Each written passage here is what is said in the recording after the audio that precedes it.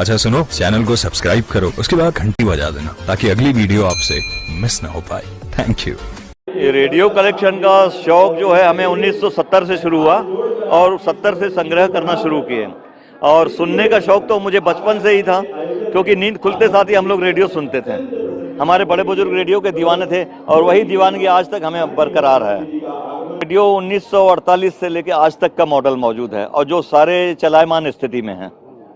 तो लगभग कितने रेडियो होंगे? रेडियो कलेक्शन लगभग 754 है रनिंग कंडीशन में, और बंद वगैरह मिला के तो 1500 से ज़्यादा हो जाएंगे। तो ये रेडियो को सहेज के रखना कितना कठिन काम है? ये बहुत ही कठिन काम है और दुष्कर कार्य है। इसके लिए हमें कोई मदद नहीं मिलती, कहीं से कोई सपोर्ट नहीं मिलता, लेकिन हमने इसको बहुत ही संघर्षों के साथ तैयार किया है, क्योंकि रेडियो को नियमित रूप से चलाना पड़ता है।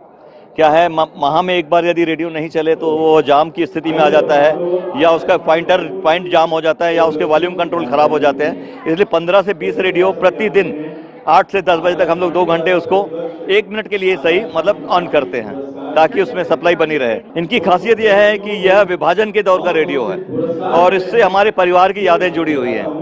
और विभाजन के समय जो भारत से नेटवर्क चलता था ब्रिटिश गवर्नमेंट का, वो सारा इस रेडियो पर मौजूद है, जिनके सबूत के तौर पर आप उन शहरों के नाम देख सकते हैं जो विभाजन के दौर भारत में शामिल थे। इस रेडियो से को हमारे पिताजी ने सुना है, हमारे दादाजी ने सुना है, मैंने सुना है, मेरे बेटे ने सुना है, हमारे पोते ने सुना है। 5 पीढ़ियां जुड़ी हुई हैं। और इसके अलावा इस रेडियो को अमीन सयानी से लेकर रेडियो सिलोन से लेकर वॉइस ऑफ अमेरिका का तक इसका फोटो गया हुआ है और उन्होंने देखा और सराहा है।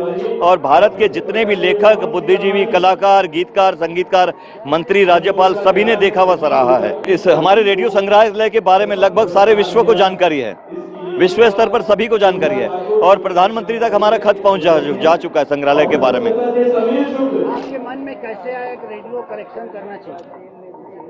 दरअसल माहौल ऐसा था कि हम जब छोटे थे, बचपन में हमारे, उस समय मनोरंजन के नाम पर कुछ भी नहीं था। एकमात्र रेडियो ही मनोरंजन का साधन था और सिनेमा हॉल थे। इन 2 चीज के अलावा किसी ने कुछ भी देखा ही नहीं था, सुना ही नहीं था।